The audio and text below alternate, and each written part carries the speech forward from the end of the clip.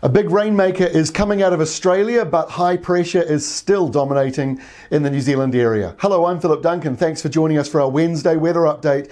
And the big rainmaker in Australia, this is it here, still sliding down towards Tasmania, but it is starting to ease across New South Wales and Queensland. For New Zealand, the big high we've had for over a week is still dominating, and it's also responsible, this high here, is also responsible for why that rainmaker in Australia is stuck and cannot move quickly away from them. But it is going to move off Australia in the next couple of days, and New Zealand, especially our west coast, does have some of that wet weather coming. So let's take a look and see what is going on. Here is Thursday's setup. New Zealand stuck between two storms. We've got this big one out to the northeast and another one out to the west. So we're really in this island of high pressure, which is keeping our weather pretty calm. We've had a couple of showers along the eastern side where it's been cloudy off and on all week, so no real surprise there, and they won't accumulate to very much. This will help produce some bigger swells for some of those beaches. The surfers will be happy with that. And then out at sea, this system starts to leave from Australia, but then it is moving in towards us.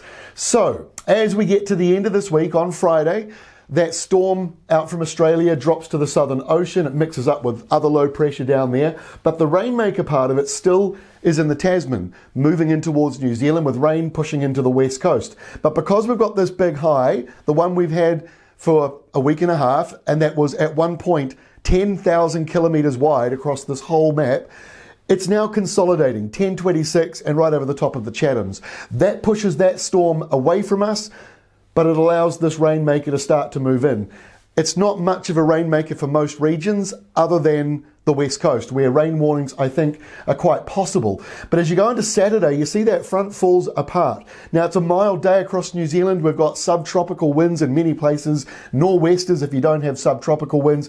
Either way, pretty mild. The lower part of the South Island maybe not quite so warm as a bit of low pressure moves in, rain clouds, and you're also separated from those more northwest winds. Now, as we get into Sunday, that's when you start to notice a new low forming out in the Tasman, more showers for the North Island, but many in the east. You're not getting very much from this system. And we get into next week, and it's looking pretty classic autumn, if you ask me. You got sort of the windy nor'west winds turning west to southwest afterwards, plenty of rain and showers along the western side of New Zealand. That'll be helpful for some northern areas, but again, the totals may not be as much as you would quite like because there's a big high right there and another big high just here. They're linking up in the north, and that will limit just how much rain moves through. But I can tell you, as we head in towards the week before, I think that's the week before Easter, we're starting to see a more typical autumn pattern. And I got to say, Easter most years, not every year, but most years, does tend to have a bit of a break halfway through it. One side of Easter is settled, the other side is not. We'll see if this year is any different. That's all from me. We'll see you again on Thursday.